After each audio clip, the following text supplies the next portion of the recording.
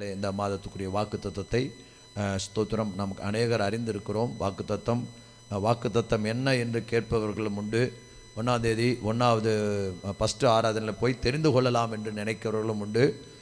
ஸ்தோத்திரம்.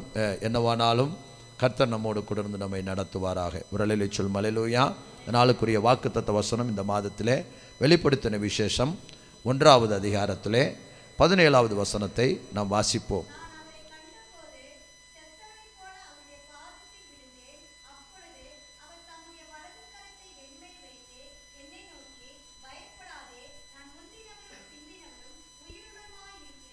ஆமென். நம் தலைகளை தாழ்த்தி இந்த மாதத்தில் தேவன் நமக்கு கொடுக்கிற வாக்குத்தத்தம், பயப்படாதே, நான் முந்தினவரும் பிந்தினவரும் உயிருள்ளவருமாய் இருக்கிறேன்.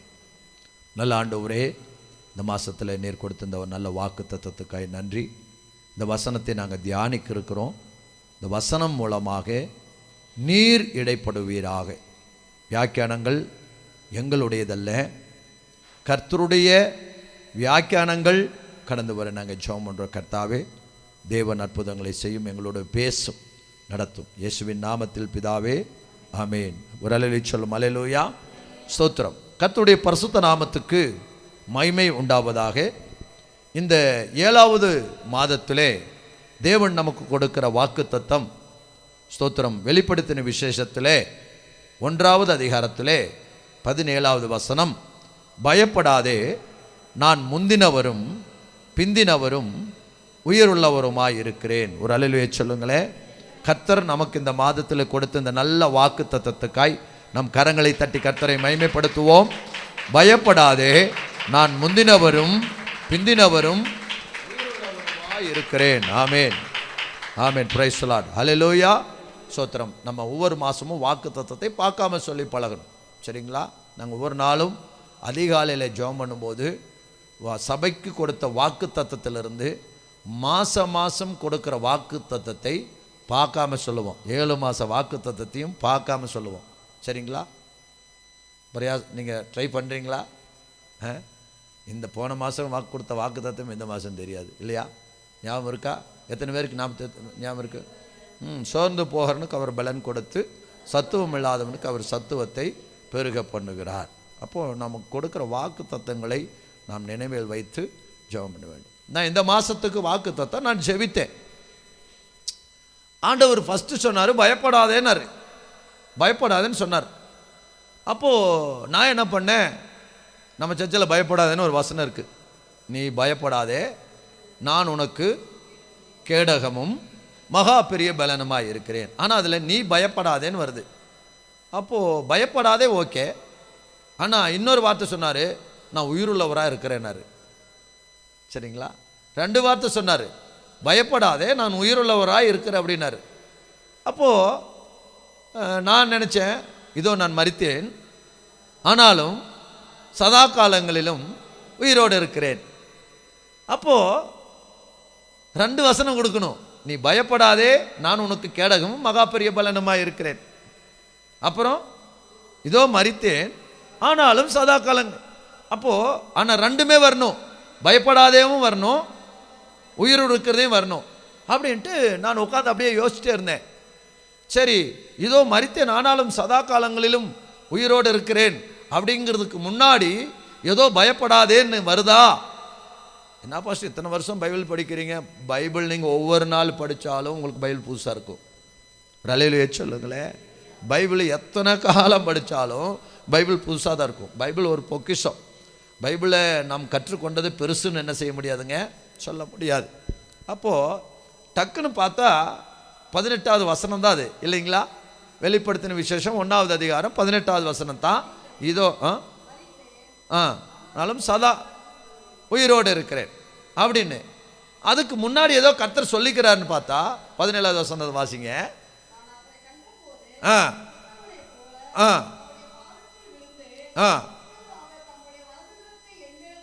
வைத்து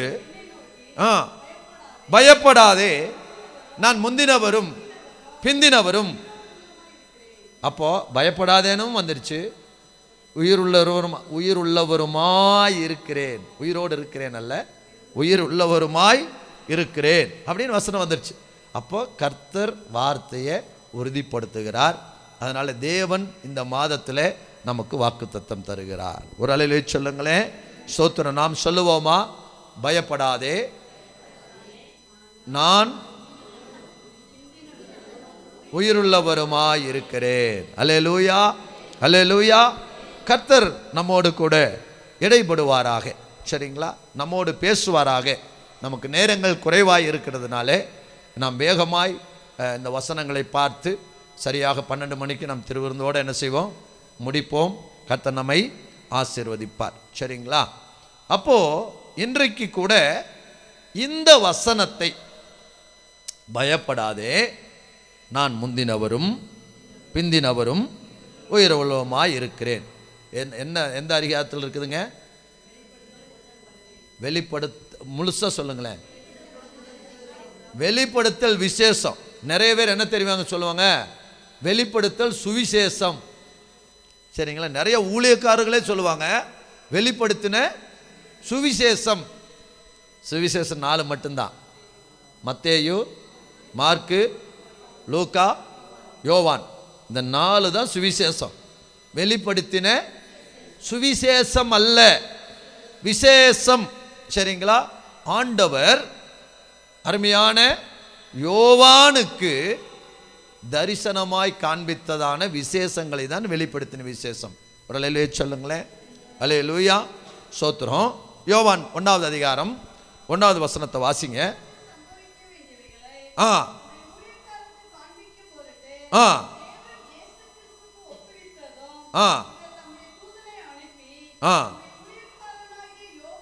தம்முடைய ஊழியக்காரனாகிய விசேஷம். உரலிலே சொல்லுங்களேன். அப்ப அந்த வெளிப்பாடுகளை யாருக்கு கொடுத்தாருங்க? யோவானுக்கு கொடுத்தார். சரிங்களா? யோவானுக்கு கொடுத்தார்.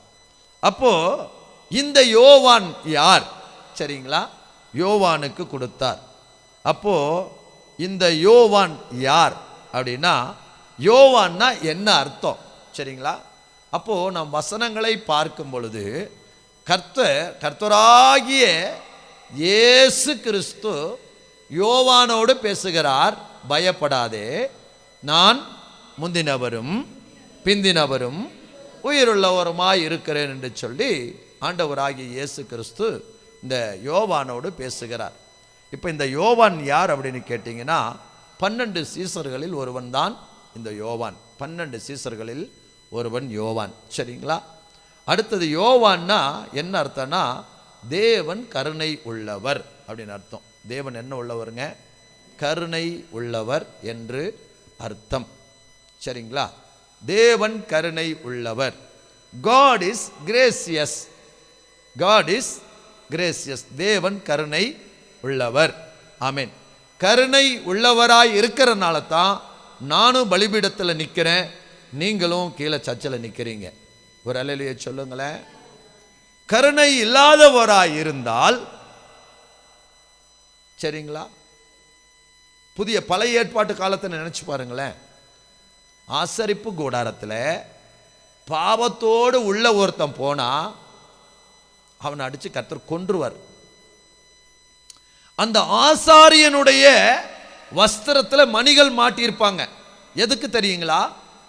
அவன் நடமாடுனா சத்தம் வரும். சரி, மாட்டுக்கு எதுக்கு மணி கட்டுறாங்க சொல்லுங்களேன்? மாட்டுக்கு எதுக்கு மணி கட்டுறாங்க? அவங்க வீட்டில் மணி இருக்குது, அதனால கட்டுறாங்க. இந்த மாடு புதருக்குள்ள மேயும் போது தலையை ஆட்டி ஆட்டி மேயும் இல்லைங்களா? அப்போ மணி அடிக்கும். அப்போ அந்த மாடை நம்ம தம்பி எங்கடா இருக்கா அப்படின்னா, அம்மா இங்கே இருக்கேன்னு சொல்லிடுவான். இன்னைக்கு மாட்டுக்கு பேரெல்லாம் வச்சுக்கிறாங்க. லட்சுமி என்னென்னமோ பேரெல்லாம் வச்சுக்கிறாங்க. லட்சுமி எங்கே இருக்கேன்னா மாடு என்ன செய்யும்? நான் இங்கே இருக்கேன்னு சொல்லுமா? என்ன சொல்லுங்க? அது மேயும் போது மணி ஆட்டிட்டு இருக்கிறதுனால அந்த மணி சவுண்ட் என்ன செய்யுங்க? கேட்கும். கேட்கும்போது ஓ மாடு இங்கே இருக்குதுன்னு கண்டுபிடிச்சலாம். அதே போல தான் ஆசாரியனுடைய வஸ்திரத்தில் இந்த மணிகள் கட்டப்பட்டிருக்கும். அவனுடைய இடுப்பில் சங்கிலி இருக்கும். அந்த சங்கிலி எது வரைக்கும் இருக்கும்? வெளியே வரைக்கும் இருக்கும். அந்த பிரதான ஆசாரியன் ஒருவேளை ஏதாவது ஒரு அக்கிரமம் செய்து, ஒருவேளை பாவம் செய்து, நியூஸ் எல்லாம் பார்க்குறீங்களா? நியூஸ் எல்லாம் நீங்கள் நிறைய பார்க்குறதில்லன்னு நினைக்கிறேன். கடந்த நாளில் நடந்த சம்பவம் கட் பண்ணியிருக்கேன். நீங்கள் நியூஸை எடுத்திருப்பீங்கன்னு நினைக்கிறேன். ஏன்னா நீங்கள் இல்லை போட்டாலும் பரவாயில்ல, விடுங்க. என்ன, இவங்க 5 பேருடைய கதை முடிஞ்சிருக்கும். கர்த்தர் விட்டுருக்கவே மாட்டார். சரிங்களா? 5 பேரையும் கர்த்தர் என்ன செஞ்சிருப்பார்? முடிச்சிருப்பார். புதிய ஏற்பாட்டிலே தேவன் கருணை உள்ளவர். அல்லேலூயா. God is gracious. அப்போ புதிய ஏற்பாட்டிலே ஆண்டவர் கருணை உள்ளவர். அதனால தான் நாம் செய்கிற பாவங்களுக்கு நமக்கு என்ன கிடைக்கலைங்க? தண்டனை கிடைக்கவில்லை. அதனால நாம் இங்கே நின்று கொண்டு இருக்கிறோம் என்று சொன்னால் நாம் பர்ஃபெக்ட் கிடையாது. தேவனுடைய கருணை. சொல்லுங்களேன், தேவனுடைய கருணை.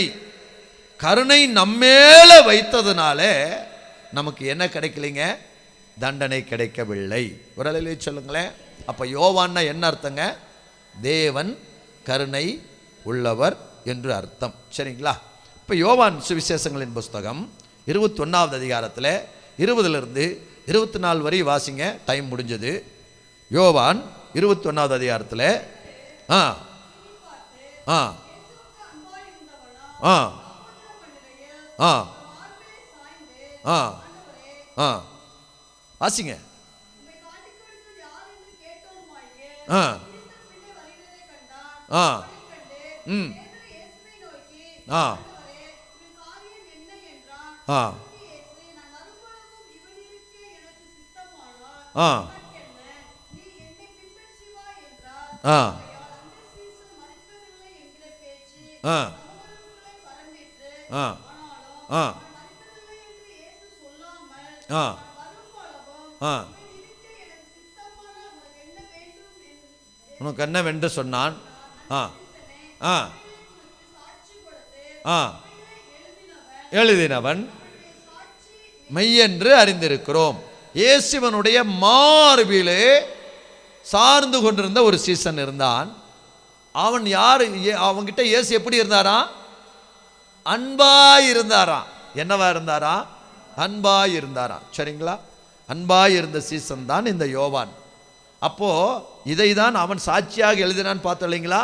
இவைகளை குறித்து சாட்சி கொடுத்து இவைகள் எழுதினவன் யாரு தான்? அன்பாய் மார்பிலே சாய்ந்து கொண்டவன் யாருங்க? யோவான். யோவான் அன்பான சீசனாக இருந்தான். ஒரு அலையிலே சொல்லுங்களேன். அன்பான யோவான் என்றால் தேவன் கருணை உள்ளவர். அவன் எப்படிப்பட்ட சீசனுங்களா? இயேசு கிறிஸ்து. இயேசுவினிடத்தில் அவன் அன்பாய் இருந்தான் அல்ல, இயேசு அவனிடத்திலே அன்பாய் இருந்தார். ஒரு அலையிலே சொல்லுங்களேன். அந்த யோவான் இடத்துல 12 சீசர்களிலே ஒருவன். சரிங்களா? அதாவது மத்தேயு புஸ்தகத்தில் 4வது அதிகாரத்தில் 18வது வசனத்திலிருந்து 22வது வசனத்தை வரையும் நீங்கள் வாசிச்சிங்கன்னா வாசிங்க. ஆ சீமோனும் அந்திரேயாவும் ஆ ஆ ஆ ஆ ஆ போகையில் வேறே 2 சகோதரராகிய செபெதேயுவின் மகன் யாக்கோபும் அவன் சகோதரன் யோவானும் ஆ ம் ஆ ஆ இப்போ எத்தனை பேரை கர்த்தர் அழைச்சாரு? 4 பேர் அழைச்சிட்டார் இல்லைங்களா? அதில் 4 பேர்த்துல பிரதானமானவன் யாருங்க? யோவான். ஒரு அலையிலே சொல்லுங்களேன். அப்போ அவன் யாருங்க? யோவான் யாருங்க? டாக்ஸ் கலெக்டரா? பில் கலெக்டரா? மீன் பிடிக்கிறவன். ஒரு அலையிலே சொல்லுங்களேன். யோவான் யாருங்க? மீன் பிடிக்கிறவன். முதல்ல தெரிந்து கொண்ட 4 சீசர்களிலே யோவானும் பிரதானமானவன். ஒரு அலையிலே சொல்லுங்களேன். ஸ்தோத்திரம். இப்படிப்பட்ட இந்த யோவான் பின்னாட்களிலே இயேசு கிறிஸ்து மரித்த பின்னாடி அவன் கிறிஸ்துவனுடைய நற்செய்தியை அறிவிக்கிறவனாக ஊழியக்காரனாக என்ன செய்தான்? மாறினான். சரிங்களா? மாறி அவன் எபேசுக்கு சென்று எபேசு சபைக்கு அவன் தலைவனாக இருந்தான். யோவான் எங்கே போனாங்க? எபேசுக்கு போய் எபேசு சபைக்கு என்ன செய்தான்? தலைவனாய் இருந்தான். சரிங்களா? தலைவனாய் இருந்தான். அப்படி ஊழியம் செய்கிற காலத்திலே அவன் ரோம ராயனால் என்ன செய்யப்பட்டாங்க? கொதிக்கிற எண்ணெயிலே அவன் போடப்பட்டான். கொதிக்கிற எண்ணெய் சட்டியிலே மீன் பொரிக்கிற மாதிரி அவனை பொரிக்கிறதுக்கு யோவானை போட்டார்கள். ஆனால் அவன் வேகவில்லை. அவன் சொன்னான், என்னை திருப்பி போடுங்கள்னு சொன்னான். எப்படி நெருப்பிலே அனனியா, மிசாவேல், அசரியா விழுந்த போது அவர்கள் நெருப்பில் வெந்து போகலையோ, அதே போல இந்த யோவானும் வேகவில்லை. ஒரு அலையிலே சொல்லுங்களேன். யோவான் வேறு, யோவான் ஸ்நானகன் வேறு. சரிங்களா? நம் கர்த்தருடைய ஜனம் இன்னைக்கு நிறைய பிரசங்கியாளர்களே தப்பு பண்ணுறாங்க. என்னதுங்க? வெளிப்படுத்தின சுவிசேஷன்றாங்க, யோவானை யோவான் ஸ்நானகன்றாங்க. சரிங்களா? அப்போ இதெல்லாம் நம் தெளிவாக தெரிந்து கொள்ள வேண்டும். யோவான் வேறு, யோவான் ஸ்நானகன் வேறு. சரிங்களா? அப்போ இந்த எண்ணெய் சட்டியில் போடும்போது அவன் வேகவில்லை. கர்த்தர் அந்த எண்ணெய் சட்டியிலும் அவனை காப்பாற்றினார். அல்லேலூயா! காப்பாற்றினார். காப்பாற்றி என்ன நடந்தது அப்படின்னா, அதுக்கப்புறம் அவனை பத்மு தீவில் கொண்டு போய் என்ன செய்கிறாங்க? சிறையில் வைக்கிறார்கள். அந்த பத்மு தீவில் இருந்தபோது தான் கர்த்தர் அவனுக்கு தரிசனத்தை கொடுத்தார். ஒரு அல்லேலூயா சொல்லுங்களேன்.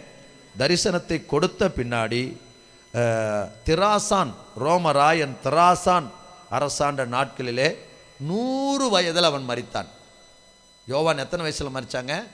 100 வயசு பூரண ஆயுசுலே அவன் மரித்தான். சரிங்களா? அவன் வயசாகி தான் மரித்தான். அவன் ரத்த சாட்சி என்ன செய்யலை, மரிக்கல. ஆனால் பல பாடுகள் பட்டான். அவனை என்ன இதில் போட்டாங்க? பல பாடுகள், பல உபத்திரவங்கள் பட்டான். ஆனாலும் என்னதுங்க, அவன் 100 வயதில் மரித்தான். அப்போதான் அவன் 3 சுவிசேஷங்களை என்ன செய்தான்? எழுதினான். யோவான் நிருபம் அவன் தான் எழுதினது. 1 யோவான், 2 யோவான், 3 யோவான், அதுக்கப்புறம் வெளிப்படுத்தின விசேஷம். சரிங்களா?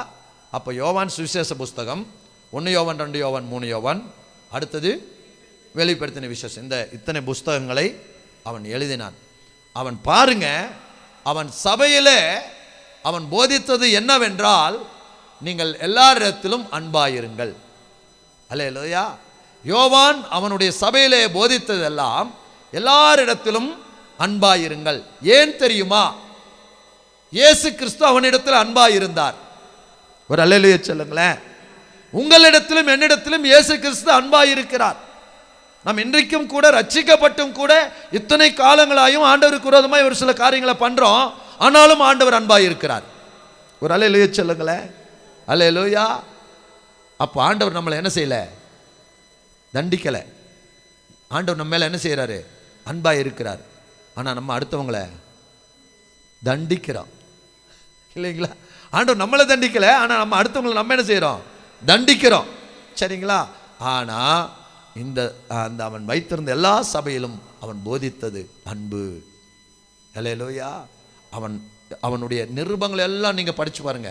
யோவான் நிருபங்கள் எல்லாம் படித்து பாருங்க. அன்பு, அன்பு, அன்புக்கு பொறாமை இல்லை, அன்பு சகலத்தையும் தாங்கும், தேவன் அன்பாக இருக்கிறார், சகோதரனிடத்தில் அன்பு கூறுகிறவன் தேவனிடத்தில் அன்பு கூறுகிறார். இப்படி அன்பை குறிச்சேதே எழுதுறாரு யோவான். அப்போ என்ன அப்படின்னு கேட்டிங்கன்னா, இவன் அன்புள்ள ஒரு சீசன். அல்லேலூயா! அதனால நமக்கும் என்ன செய்யணுங்க? அந்த அன்பு இருக்க வேண்டும். அப்போ இந்த யோவான் இடத்துல தான் கர்த்தர் சொல்லுகிறார், என்னதுங்க? பயப்படாதே, முந்தினவரும் பிந்தினவரும் உயிருள்ளவருமாயிருக்கிறேன். அப்போ யோவான் என்ன அர்த்தங்க? தேவன் கருணை உள்ளவர், இயேசுவுக்கு அன்பாயிருந்த சீசன். சரிங்களா? அன்பை போதித்தவன், எல்லாம் இயேசுவின் நிமித்தம் உபத்திரவங்களை சகித்தவன். அல்லேலூயா! அப்போ நிச்சயமாய் இந்த மாதத்திலே கர்த்தர் நமக்கு வாக்கு கொடுக்கிறார். ஸ்தோத்திரம். அதுபோல நாமும் மாற வேண்டும். அல்லேலூயா! இந்த யோவானை போல நாமும் என்ன செய்யணுங்க? மாற வேண்டும். மாற வேண்டும். மாறும்போது நிச்சயமாய் நம்முடைய சபை நிச்சயமாய் அப்படி மாறும். கர்த்தர் இந்த மாதத்தில் சொல்கிறாரு, நீ பயப்படாதே, நான் முந்தினவரும் பிந்தினவரும் உயிருள்ளவருமாய் இருக்கிறேன். அதனால நாம் பயப்பட வேண்டாம். கர்த்தர் உயிரோடு இருக்கிறார். நம்மை நிச்சயம் தேவன் நம்மை நடத்துவார். அல்லேலூயா! எந்த சூழ்நிலையிலும் கர்த்தர் நம்மை நடத்துவார். கர்த்தர் தாமே நம்மை ஆசீர்வதிப்பாராக.